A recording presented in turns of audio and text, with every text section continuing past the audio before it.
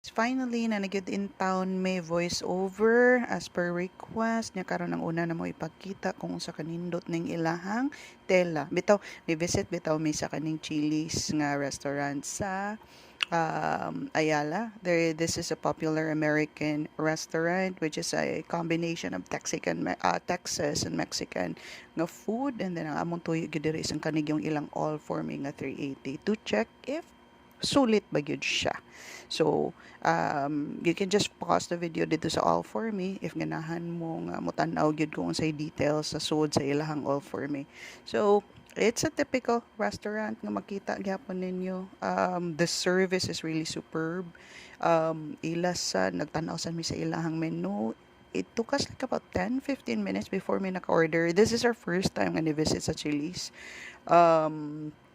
And we were not disappointed. Believe me guys, lami ang ilang food. So we did order sa ilahang All For Me. It's a combination of appetizer, main entree, unya dayon ang ilaha dayong kanang drinks. So ang ako ang order was the tostada. I think this is tostada chips and salsa, and then ang ako ang partner is ang katong clam chowder nga soup. And then for both of us kay gipanggutom muna we had the pork belly. So kani pork belly, it's no longer 380 kay nag-add man mig 100 kay para to select that option ang pork belly. So mag-add kag 100, that's already 480. And of course nagyute obligatory nga kanang kaon, no, or kanang video nga kanang mag-show gyud unsa kalami ang ilang food. Really their food is really good, and you would not be disappointed. So balik na sad with their menu. They have wide selection of wine sa ilahas ang cocktails if kanala mo mag-standby dito.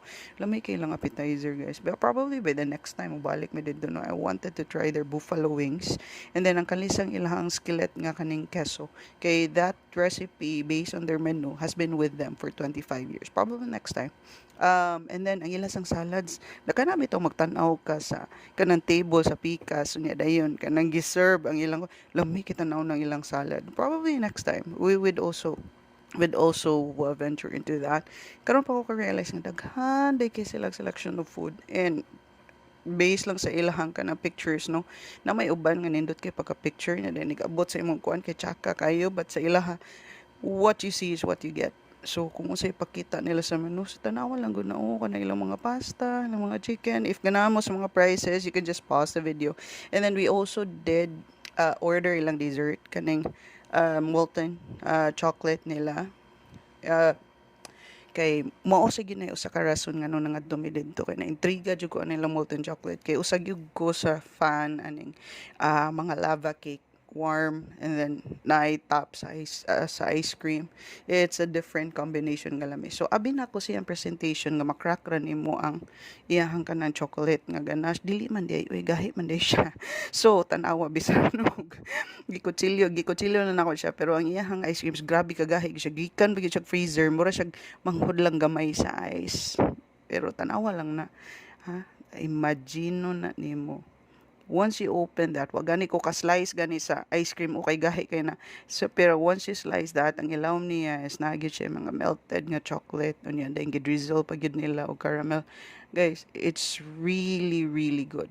Siguro it's a bit pricey for a dessert, pero it's worth it. Pero imuhara man sana siyang i-share pod.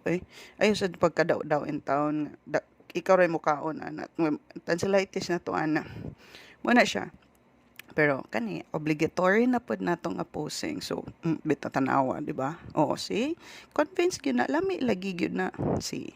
All right. So that's it. Kamo na lay bahalag bisita didto, and then you tell us kung unsa ang inyong experience with you. Thank you.